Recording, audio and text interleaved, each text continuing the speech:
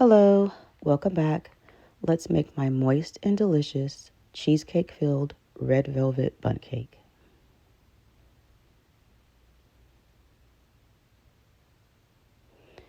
To my mixer, I'm going to add in 1 stick of melted butter along with 1 cup of vegetable oil. I'm going to put that on stir, so it's just the lowest setting of my mixer. And while that's mixing, I'm going to get 1 cup of room temperature buttermilk.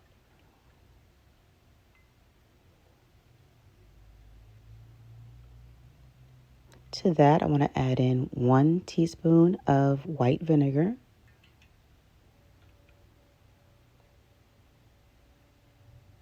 Also want to add in my flavorings at this point. So it's 1 teaspoon of pure vanilla extract, 1 teaspoon of butter flavored extract, and 1 teaspoon of my favorite butter vanilla emulsion.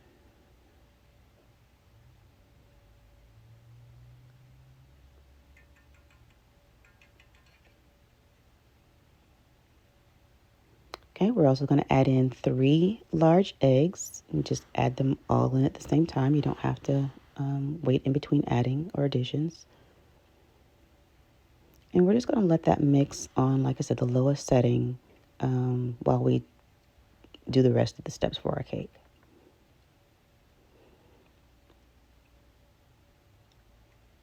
So I push that over to the side so I can start on my dry mixture.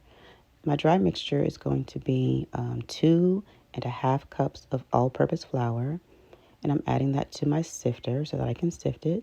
All the ingredients actually go into the sifter. So that's 2.5 cups of all-purpose flour. Even if I was using cake flour, I still would have sifted it. 1 teaspoon of baking soda, 1 teaspoon of cocoa powder, whatever variety you like. I'm just using the Ghirardelli here. 1/2 teaspoon of espresso powder, 1 teaspoon of salt,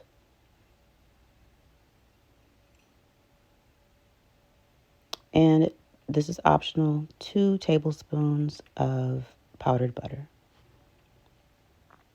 Want to sift that all together.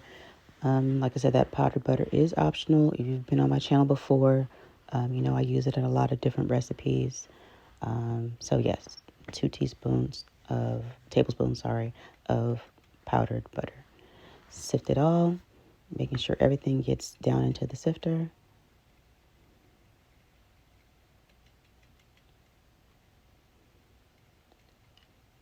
And whatever balls are left at the end, we'll toss those out.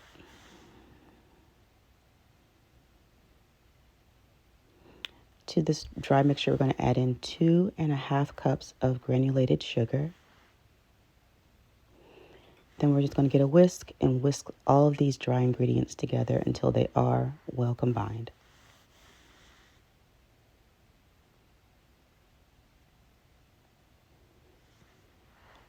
I will tell you that I've been working on this red velvet recipe for a very long time, and it is pretty much perfect. With or without the cheesecake filling, this is the same exact recipe you would use for the red velvet cake, or green velvet, or blue velvet.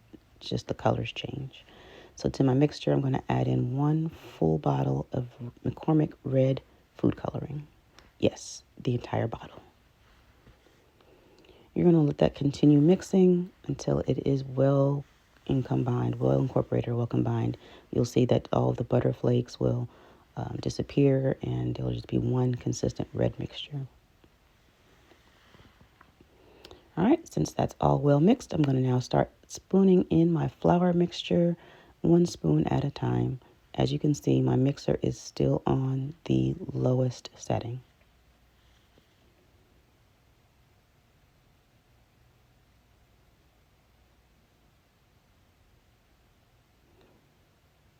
I just love red velvet cake. It is literally my favorite cake, which is probably why I've spent so much time working on this recipe, because it just has to be perfect for me. So I'll go ahead and let you know you don't have to try any more recipes. This is one of the best red velvet recipes you will ever have. All right, get all of that in there. And then we're just going to let that continue mixing until it's all incorporated. As you can see, I probably need to scrape down my bowl. So after I take a moment to clean the counter, I will stop the mixer, and scrape down the bowl.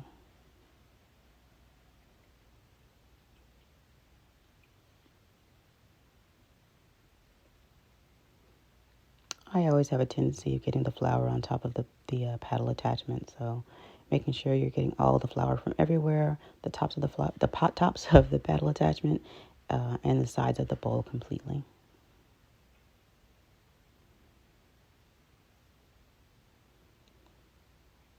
Once you've done that, you're going to put it back on the mixer just for a few more seconds.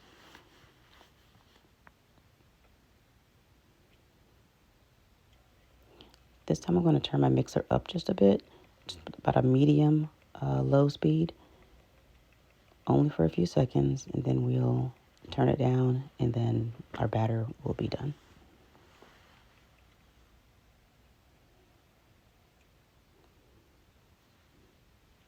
So our batter is done, and what you're looking for is a very silky, smooth, thick yet runny batter. If my batter is nice and runny like this, then I know it's going to be perfect. Like I said, this is just like the best recipe, so don't be afraid when your batter looks a bit runny. That's exactly how it's supposed to be.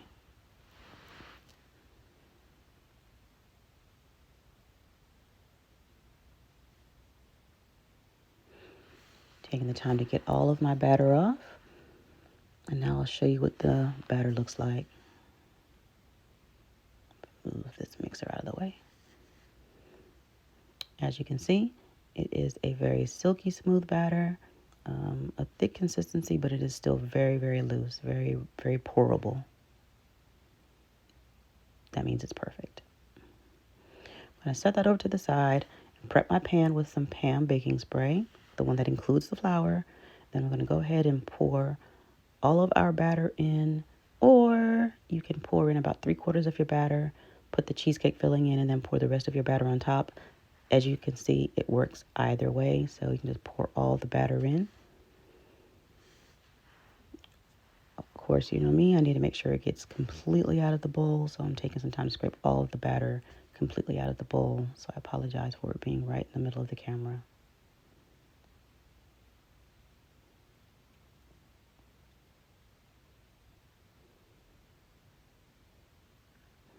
Okay, so we're done with that. We're going to move that over to the side and start our cheesecake filling mixture, which is going to be 2 packages of softened or room temperature cream cheese and 1/4 cup powdered sugar, which I added in off camera because I accidentally put in too much. I had to take some out. And then we're going to use our whipping attachment, and we're going to whip this together. And then we're going to also add in about 1/2 of a teaspoon of vanilla extract and 2 large eggs.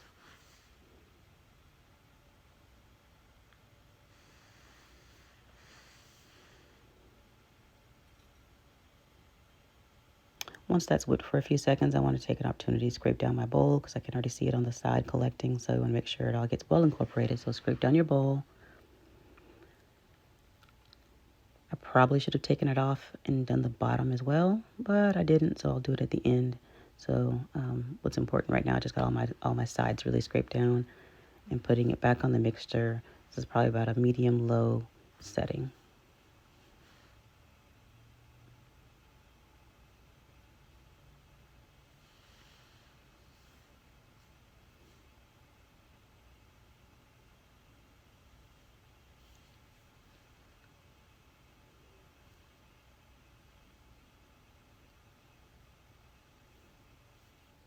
All right, so that probably went for about 30 seconds or so. And then I cut to the end. When you're finished, your cheesecake filling mixture is going to be thicker than the red velvet recipe mixture, but it is still going to be a very loose mixture as well. Get my mixer out of the way. Get the sides and the bottom. And of course, at the bottom, it's got some powdered sugar. So I'm now taking an opportunity to scrape that powdered sugar from the bottom and mixing it with the rest of my batter. Filling.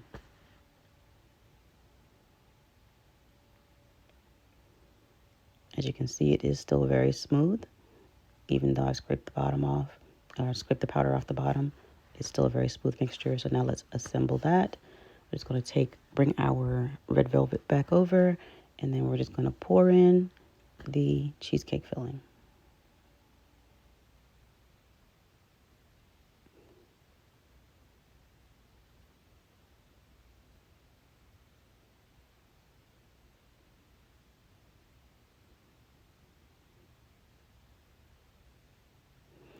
Alternatively, you could have done half as much of the filling if you want to, which would have been one package of the cream cheese, half of that quarter cup, and then one egg. Goes into a 350-degree oven for about 35 minutes, and voila, this is what you have at the end. Here I am attempting to take my cake out, and I almost dropped it. Yep, almost dropped it. We got it. Good recovery. All right, turn out our cake, and perfect. So now we're just going to ice it, which I did a cream cheese icing with 2 packages of cream cheese, 1 cup of powdered sugar, 1/2 teaspoon of vanilla extract. And I know what you're thinking, that it's not looking great on the decorations. It's okay. It's quite okay. My family's not going to care at all. But basically, you want to make sure you just get the cream cheese frosting on the cake as best possible.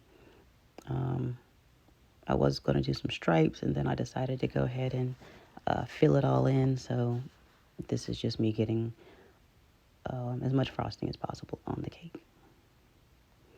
I put it in my piping bag just so it would be easier, which I do like, because I was able to get some thick frosting on top of the cake. And I'm just, like I said, I'm adding some quick little stars to the edges. And then I'm going to go back and fill in all the lines from before.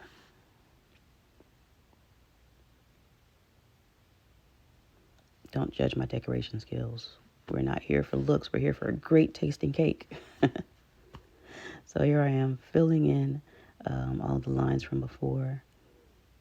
I thought it actually turned out fairly nice at the end as far as decoration. I'll work on it.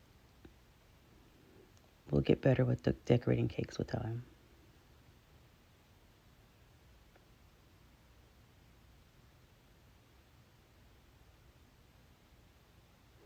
All right, so like I said, I just filled in all of the lines, all the gaps, and thought it ended up with a fairly cute pattern on top.